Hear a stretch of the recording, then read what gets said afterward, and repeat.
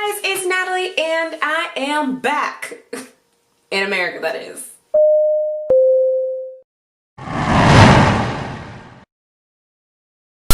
So yes, I have been back in America since the end of February, so that's going on now 4 months. For those that don't know, I am in Florida, Orlando to be exact, so holla at all my Orlandonians.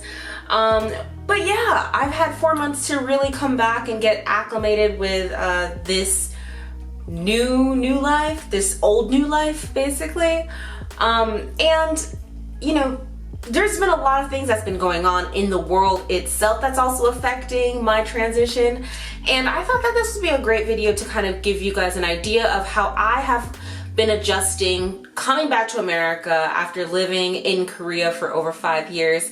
And then in the midst of all of what's happening in the world. So if you're interested in learning a little bit more about that, then stay tuned. So before we get started, let's talk about what reverse culture shock actually is. So reverse culture shock is the emotional and the psychological experience that one may encounter when returning back home to their original culture after living abroad or in another culture for such a long period of time. So if you lived abroad for any extent of time, 6 months, a year, even more, the longer amount of time that you have lived abroad, probably the more you would feel that impact of reverse culture shock. And boy, let me tell you, I felt it.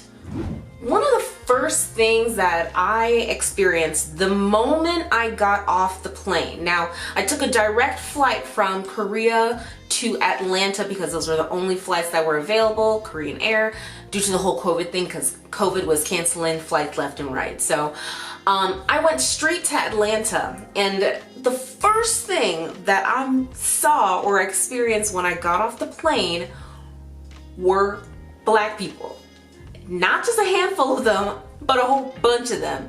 And honestly, I was in shock. I got so used to being a minority in a minority, meaning like living abroad, you're in the minority group of foreigners that live in the country, then a minority within that group of Black people.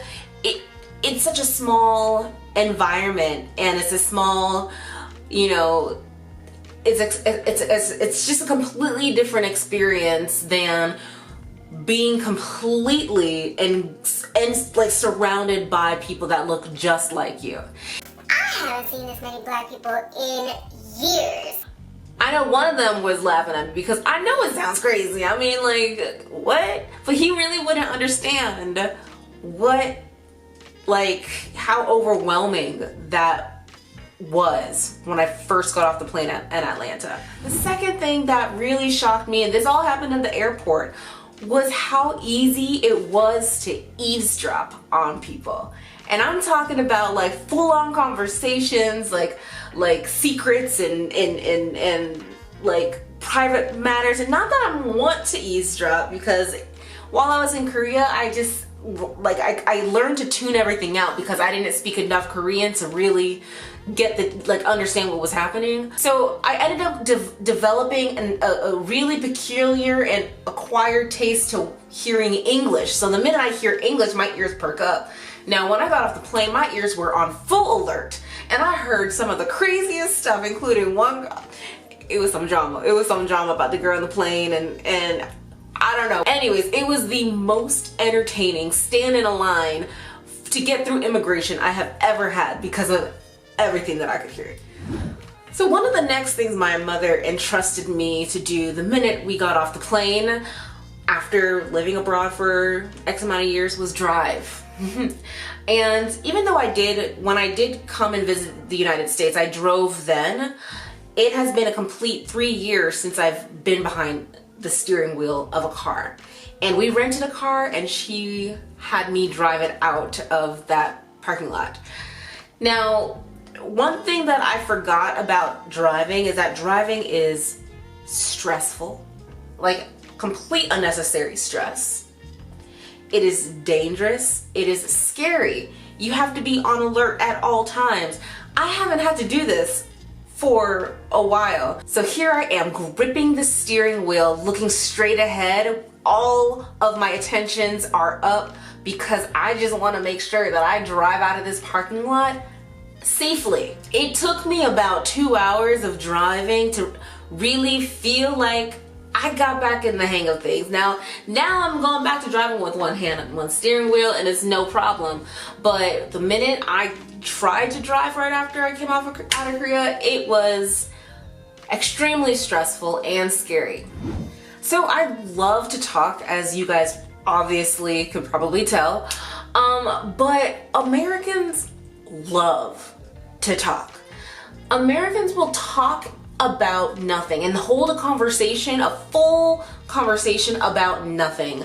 There's nothing gained from this conversation, nothing lost. It's just to fill dead space. Small talk, basically. And I forgot that that's an American thing to do, like just to talk and just to, you know, seem like you're being friendly. And it kind of caught me off guard when I first was checking out at like Publix, which is a supermarket. And the lady, as she was scanning my items, she started talking to me about, I don't know, the vegetables I was buying. And then she's like, oh, I can't go on a diet because it never works for me. I just sit there eating Cheetos, ha ha ha ha ha. And I'm like, Can I just get my $7 out? I'm assuming it's just because, you know, Americans are friendly, and I know I'm talking about Americans like, and I know I'm generalizing Americans like I'm not American and like all Americans are the same, but please step aside from that. Americans are just loud in general. And what I mean by that is, like, we like to hear ourselves talk, right? Our voice fills the room. And just like I said, how I said I could understand people's, you know, whole conversations, it's really hard to ignore your conversation when you're the only one that's talking and you're speaking above everybody else. It's really hard to ignore it. And so Americans just speak loud and big, and just to being made sure that they are heard. Coming from such a culture that, you know, kind of shuns like too much noise. Like, you could be on a full train during the middle of rush hour, complete silence. I mean, yeah, you come from that to just being loud in public. It's like, whoa, what's going on? So another thing that has been kind of shocking is the change of pace of my life, or what it feels like as a change of pace of my life. When I was in Korea, I just felt like things were going so fast. Everything just, there was a constant flow. Like Monday through Friday, 9 to 5, you're working, you have a full-time job. Friday to Saturday, you are always meeting up with your friends. You got a party to go to, you got some kind of event to go to, something to get dressed up for, it's somebody's birthday. There was always something that was happening on the weekends, and I was living in the city. I was in the midst of all the hustle and bustle and big buildings and excitement and everything. And then I come back to America and I do not have any of that. And you go from fast to literally snail slow. Life feels like it has really slowed down for me, and it's almost to a point where it feels uncomfortable. I'm yearning for that quick pace. I'm yearning for the next thing to look forward to. I'm yearning for my next accomplishment. And I feel like this is not just my life coming back, but it's COVID and everything that has been on pause. I'm yearning towards that next step in life, and I just feel like things are just it's dragging out. I was not expecting that coming back. I was expecting to get right back into the flow of things, and you know, but here we are. I know I talked about a whole bunch of fluff, and those are things that you probably will definitely experience coming back into America, but I kind of want to go into a little bit more of a deeper note in regards to my changes and what I've experienced and my transition back home. The first is my concept or my mindset, my thinking is or has changed. And I don't think it's necessarily Korea, but I definitely think being in Korea helped me to do this. But my thinking has changed from not being around like family and friends that have always been kind of just perpetuating and continuing the thoughts and how you should feel. And so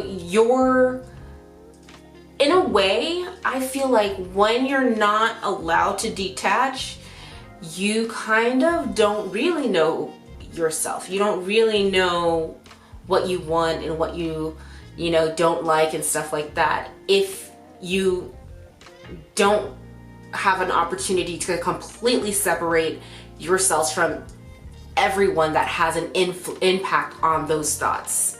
And so I really think that Korea allowed me to expand my way of thinking, and I've realized things about myself, and I've learned new things about myself and the world around me that has made it hard to connect sometimes with not just Americans, but just back home, people that you've had relationships with, whether it's family or friends. You know, when you're gone for so long and you come back with this new knowledge or this newfound not identity, but understanding of life, it's really hard to talk about it or be able to connect with people when their mindset, they're not thinking that way, or how you think is kind of outside of the bounds. I've learned that is kind of the case, and I find that it's hard to really connect with some people because I just don't believe what they're saying. And I'm just being really vague and broad, but if you guys want me to expand on that, that's a whole deep topic. But yeah, relationships have been affected because of that and realizations you make while you're abroad. Now, I don't want to drag this video out too far, but there's one more point that I do want to make on my deep level thought. But one of the things that I have it has shocked me back into reality in a way is what has been going on and what the death of George Floyd has erupted in this world. And it's a reminder of that I will always be fighting for just equalness in this world. It's a reminder that no matter what, there's always going to be someone that hates me in this world because of what I look like, because of my skin.